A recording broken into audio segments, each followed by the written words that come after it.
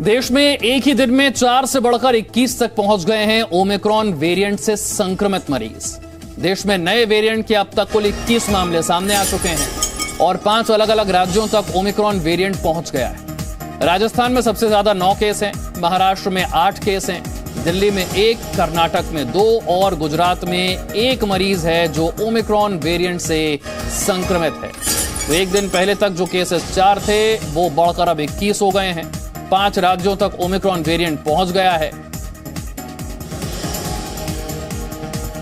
पूरी दुनिया की अगर बात करें तो 956 केस इस वेरिएंट के अब तक पाए गए। 24 नवंबर को साउथ अफ्रीका में इस वेरिएंट के पाए जाने की पुष्टि वैज्ञानिकों ने, वहां के डॉक्टर्स ने की थी और उसके बाद 26 नवंबर को वर्ल्ड हेल्थ ऑर्गेनाइजेशन ने ओमिक्रॉन वेरिएंट को वेरिएंट ऑफ कंसर्न माना।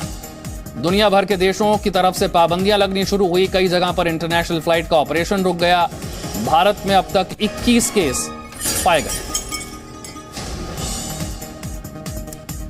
3 खास मेहमान इस वक्त हमारे साथ जुड़ रहे हैं। डॉक्टर राकेश गुप्ता डायरेक्टर हैं जिम्स के, वो हमारे साथ हैं। डॉक्टर स्वाति माहेश्वरी हमारे साथ जुड़ रही हैं और डॉक्टर डी.आर. राय हमारे साथ जुड़ रहे हैं। डॉक्टर राकेश गुप्ता, एक दिन पहले 4 केसेस थे, बढ़कर हो गए हैं अब 21 केस। 5 राज्यों तक पहुंच गया है ओमिक्रॉन वेरिएंट। जिस तेजी से संक्रमित मरीज पाए जा रहे हैं इस वेरिएंट के, भारत को अब क्या करना होगा? आम नागरिकों को किस तरह की सावधानी रखनी होगी? देखिए, मैं सबको आपके जरिए बता देना चाहता हूं कि definitely this is a cause of concern, लेकिन इसमें पैनिक नहीं हमें करना है।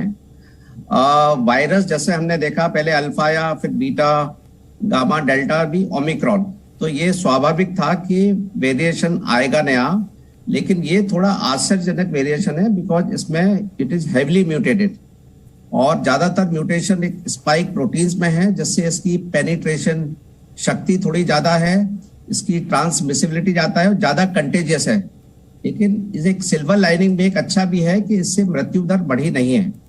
एक नया वायरस है जो अभी इसका जो नेचुरल हिस्ट्री है वो अभी इवॉल्व हो रहा है। अगले 2 हफ्ते में शायद हमें और पोजीशन क्लियर होगी, लेकिन इतना जरूर है, अभी आपने जो देखेंगे 4 से 21 केस हो गए हैं हमारे इंडिया में और इसमें से ज्यादातर केसेस हैं कि पूरी की पूरी फैमिली अफेक्टेड है या उसके जो कॉन्टेक्ट में आए थे वो अफेक्टेड है। तो ये ट्रांसमिसिबिलिटी, इसकी इन्फेक्टिविटी बहुत ज्यादा है, इसीलिए इससे बच के आपको रहना पड़ेगा। जहां तक कि सीवियरिटी है, इनमें ज्यादातर केसेस में कोई भी केस ऐसा नहीं है कि जिसको ऑक्सीजन की जरूरत हो, जिसको कोई हॉस्पिटलाइजेशन बीमारी की वजह से करना पड़ रहा हो। तो ये एक अच्छी बात है कि ट्रांसमिसिबिलिटी जरूर है, लेकिन इसकी इन्फेक्टिविटी मतलब सीवियरिटी ज्यादा नहीं है। Doctor DR. राय, जो बात डॉक्टर साहब कह रहे हैं, मुझे लगता है ये बात थोड़ा सा और खतरे की तरफ इशारा करती है, क्योंकि ज्यादा सीवियर है नहीं, लक्षण कोई बहुत ज्यादा अलग, सिम्टम कोई बहुत ज्यादा अलग नजर आते नहीं है, फैलता बहुत तेजी से है। जब तक जीनोम सीक्वेंसिंग करके ये पता लगे कि आप कौन से वेरिएंट से संक्रमित हैं, आपके संपर्क में आए कई लोग संक्रमित हो सकते हैं। विशाल जी बिल्कुल ठीक कह रहे हैं और एज हमारी सबसे बड़ी चिंता इसी बात के ऊपर है। अब एक दिन के अंदर 5 टाइम्स इंक्रीज हो जाते हैं केस, 4 से 21 हो जाते हैं और अभी ये जो 21 लोग हैं, कितने लोगों के कॉन्टेक्ट में आए हैं वो हो सकते हैं एसिम्प्टोमेटिक हो। जब तक उनके सैंपल लेके ट्रेसिंग करके ट्रैक करके उनका सैंपल जीनोम सीक्वेंसिंग के लिए ना भेजा जाए, हम गारंटी से नहीं कहते कि सिर्फ हमारे पास 21 ही केस हैं। और दूसरी चीज, दूसरे देशों के अंदर भी आप देख लीजिए कि कितनी त्राही मची हुई है इस चीज के लिए। आज की तारीख में हम लोग जितने लापरवाह हैं, मार्केट हमारे बिल्कुल भरे पड़े हैं, कोई आदमी अपना मास्क लगाने को तैयार नहीं है। सोशल डिस्टेंसिंग की तो हमारे यहाँ बात ही नहीं होती। एक तो पॉपुलेशन की वजह, दूसरा लोग बाग बिल्कुल परहेज नहीं कर रहे हैं। तो मेरे हिसाब से हमारे लिए बहुत ही कंसर्न की जरूरत है, क्योंकि सेकेंड वेव के अंदर हमारे देश ने, हमने और हमारी जनता ने बहुत दुख देखे हैं और मैं नहीं चाहता, ईश्वर से प्रार्थना करता हूं कि वो दिन हमें दोबारा देखने पड़े। वो तभी पॉसिबल होगा जब हम स्ट्रिक्टली कोरोना के जो प्रोटोकॉल्स है उसको फॉलो करें। आज की तारीख में मैं फिर कह देता हूं कि डबल मास्क हमारा सबसे बड़ा सुरक्षा कवच है। बिना मास्क के घर से मत निकलिए, सोशल डिस्टेंसिंग करते रहिए और अपने आप को वॉलंटरली जाके अपने आप को पेश कीजिए लेबोरेटरीज के अंदर। साहब, मैं फलाना के कांटेक्ट में आया, वो आदमी यूरोप से आया था, ये वो आदमी अफ्रीका से आया था, या उसको तबीयत खराब है, तभी हम उनको ट्रेस कर पाएंगे। तो मैं कहूंगा कि हमको बहुत एहतियात बरतने की जरूरत है, इसको हम लाइटली नहीं ले सकते। सेकंड थर्ड चीज है कि अभी आज की तारीख में हमने 127 करोड़ जनता को हमने वैक्सीनेशन दे दिया है। हमारी दोनों डोज वैक्सीन करीब 40 करोड़ लोगों को, अभी तक 35-40 करोड़ लोगों को मिल चुकी है, बाकी हमारी सिंगल डोज मिली है। और जो अभी हमारे को केसेस मिले हैं ओमिक्रॉन के, तो जो बड़े लाइट मिले क्योंकि वो डबल वैक्सीनेटेड थे, दोनों डोज मिली हुई थी। तो हमारा दिमाग उस तरफ ज्यादा जा रहा है कि हमको अपनी पॉपुलेशन को सबको वैक्सीनेट करना बड़ा सख्त जरूरत है। और साथ में बच्चों को वैक्सीनेट अगर नहीं करेंगे तो अगर बच्चों के अंदर फैल गया तो हमारे लिए और मुश्किल आ जाएगी।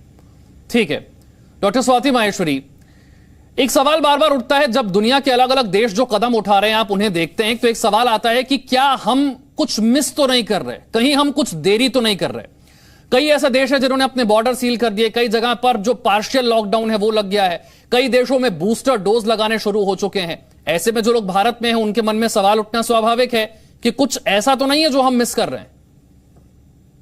देखिए विशाल जी, डेफिनेटली जब आप पेंडेमिक जैसी स्थिति में होते हैं तब हमें बहुत सारे अलग अलग दिशाओं में काम करने की जरूरत होती है। एक ही पहलू पे चलने से हम पेंडेमिक को कंट्रोल नहीं कर सकते। बहुत अच्छी बात है अगर आप देखें कि सरकार ने बहुत प्रोएक्टिवली होकर के कदम उठाए और जो भी हमारे एंट्री पॉइंट्स हैं देश में उन सभी पर टेस्टिंग ट्रैकिंग की जा रही है, सीक्वेंसिंग की जा रही है, ताकि हम समय से पहले पता लगा सके और इन लोगों को आइसोलेट कर सके जो कि और संक्रमण फैला सकते हैं।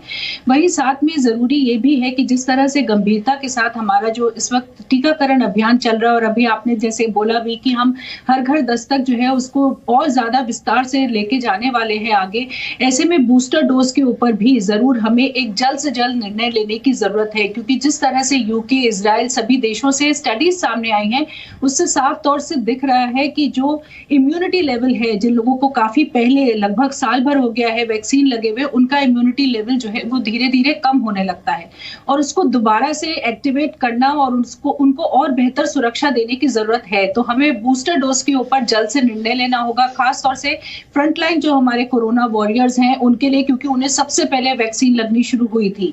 साथ ही में बच्चों का वैक्सीनेशन भी हमारे लिए बिल्कुल इस वक्त प्राथमिकता पर आ जाना चाहिए और जो हमारे हाई रिस्क चिल्ड्रन हैं उनसे हमें शुरू कर लेना चाहिए, क्योंकि उन्हीं लोगों में हम ज्यादा तीव्र बीमारी भी देखते हैं। अगर अभी तक आप देखें तो पहली और दूसरी लहर में बच्चों में जितने भी इन्फेक्शंस हुए हैं वो ज्यादातर माइल्ड रहे, लेकिन जो बच्चे पहले से बीमारियों से ग्रसित थे, जिनका इम्यूनिटी सिस्टम कॉम्प्रोमाइज था, आपने बच्चों की बात की तो मैं जानना चाहूंगा, इस बार पहली बार ऐसा हो रहा है कि 5 साल से छोटे बच्चों के संक्रमण की खबरें आ रही हैं।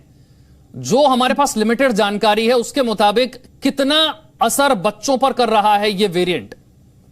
जी देखिए, साउथ अफ्रीका से जितने भी साइंटिस्ट हैं उन्होंने इस बात की चिंता जताई है कि जहां एक तरफ वो यंग लोगों में इन्फेक्शन होते देख रहे हैं, वहीं 5 साल से कम उम्र के जो बच्चे हैं उनमें भी इन्फेक्शन होते देख रहे हैं। अभी तक सभी जगह से माइल्ड सिम्टम्स या माइल्ड केसेस की ही पुष्टि हुई है, लेकिन ये चिंताजनक है। और डेल्टा वेरिएंट के साथ भी हमने ये देखा था कि बच्चे अछूते नहीं रहे थे। जब परिवार में माँ या बाप या किसी को भी कोरोना का इन्फेक्शन हो रहा था, बच्चे भी स्वाभाविक तौर से इन्फेक्टेड हो रहे थे।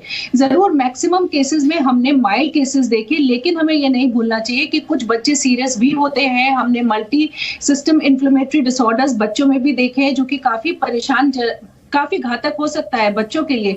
इसलिए अभी हम हाथ में हाथ धरकर नहीं बैठ सकते और ये नहीं सोच सकते कि बच्चों में माइल्ड डिजीज होगी, या सीरो सर्वे से ये पता चल चुका है कि बच्चों में भी काफी एंटीबॉडीज जो है स्वाभाविक तौर से बन चुकी हैं। हमें डेफिनेटली अपने वैक्सीनेशन की तरफ तेजी से देखना होगा और भारत में 2 वैक्सीन पहले ही अप्रूव हो चुकी हैं। अब सरकार को उनको रोल आउट करना है और एक स्ट्रैटेजाइज वे में रोल आउट करना है, और मेरे ख्याल से ये सबसे अच्छा वक्त है कि हमें उसको आउट कर लेना चाहिए। ठीक, डॉक्टर राकेश, आज मीटिंग है वैक्सीनेशन पर बनाए हुए टेक्निकल ग्रुप की। 2 बड़े मुद्दे हैं जिन पर चर्चा हो सकती है, एक तो बूस्टर डोज और दूसरा बच्चों की वैक्सीन। हम किस स्टेज में हैं? देखिए, हम ऑलमोस्ट सारी ट्रायल पूरी हो चुके हैं, वैक्सीन भी तैयार है। ओनली खाली गवर्नमेंट को डिसीजन लेना है कि उसको रोल आउट कैसे करेंगे।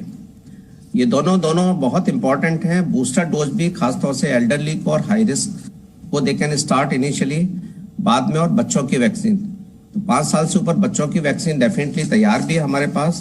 तो मेरे हिसाब से गवर्नमेंट अभी तक, क्योंकि ये ओमिक्रॉन ने थोड़ा सरप्राइज हमें दे दिया है, हमारी तैयारी पहले से ही है, तो लेकिन अभी गवर्नमेंट का डिसीजन मेरे को लगता है कि जल्दी आ जाएगा और बच्चों की वैक्सीन भी और बूस्टर डोज में भी मेरे को लगता है अभी कुछ ही दिनों में ये स्टार्ट हो जाएगा और होना भी चाहिए, बिकॉज जितना भी देखा गया है vaccine may not be fully protected against Omicron, but definitely जिन लोगों में ओमिक्रॉन पाया भी गया है सारे के सारे ज्यादातर वैक्सीनेटेड थे, लेकिन क्योंकि वो वैक्सीनेटेड थे इसलिए उनको जो बीमारी बहुत माइल्ड है या एसिम्प्टोमेटिक है, तो वैक्सीन जरूरी है कि जो रह गए उनको भी लगाना है। बूस्टर डोज पे भी हमें डिसीजन लेना है और बच्चों के लिए भी वैक्सीन जो अभी तैयार है हमारे पास उसको भी जल्दी से रोल आउट करना चाहिए। बहुत बहुत शुक्रिया डॉक्टर डी आर राय, डॉक्टर राकेश, डॉक्टर स्वाति बाहेश्वरी हमारे साथ जुड़ने के लिए। और हमारा मकसद यही है कि आप डरे नहीं, सही जानकारी आप तक पहुंचे। Presenting B News app available on Google Play and App Store. Download it now.